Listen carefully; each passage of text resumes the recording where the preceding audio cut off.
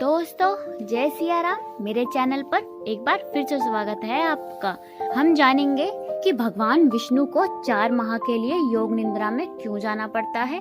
जैसा आप सभी जानते हैं, हर माह दोनों पक्षों में आने वाली एकादशी को भगवान विष्णु के लिए व्रत रखा जाता है।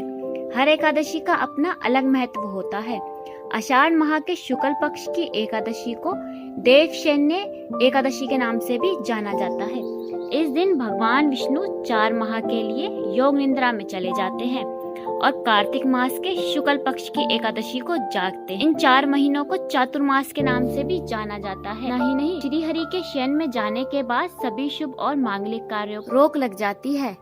इन 4 माह कोई भी शादी, मुंडन, जनेऊ, गृह प्रवेश जैसे कोई कार्य नहीं किया जाता।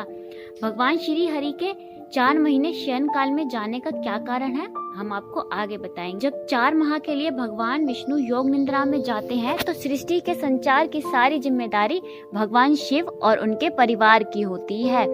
इसी दौरान सावन का महीना भी आता है, जिसमें हम भगवान शिव के लिए व्रत रखते हैं और उनके परिवार से जुड़े हुए कई त्योहार मनाए जाते हैं। तो दोस्तों आइए आगे जानते हैं कि भगवान विष्णु को क्यों जाना पड़ा था योग निद्रा में। पुराणों में बताया गया है कि राजा बलि ने तीनों लोकों पर अधिकार कर लिया। घबराए इंद्र ने जब भगवान विष्णु से सहायता मांगी तो विष्णु ने वामन अवतार लिया और राजा बलि से दान मांगने पहुंच गए। वामन भगवान ने दान में 3 पग भूमि मांगी। 2 पग में भगवान ने धरती और आकाश नाप लिया और तीसरा पग कहाँ रखा और तीसरा पग कहाँ रखे जब यह पूछा तो बलि ने कहा कि उनके सिर पर रख दे। इस तरह बलि से तीनों लोकों को मुक्त करा के भगवान विष्णु ने देवराज इंद्र का भय दूर किया। लेकिन राजा बलि की दानशीलता और भक्ति भाव देखकर भगवान विष्णु ने बलि से वर मांगने के लिए कहा। बलि ने भगवान से कहा कि आप मेरे साथ पाताल चले और हमेशा वहीं निवास करें। भगवान विष्णु ने अपने भक्त बलि की इच्छा पूरी की और पाताल चले गए। इससे सभी देवी देवता और देवी लक्ष्मी चिंतित हो उठे।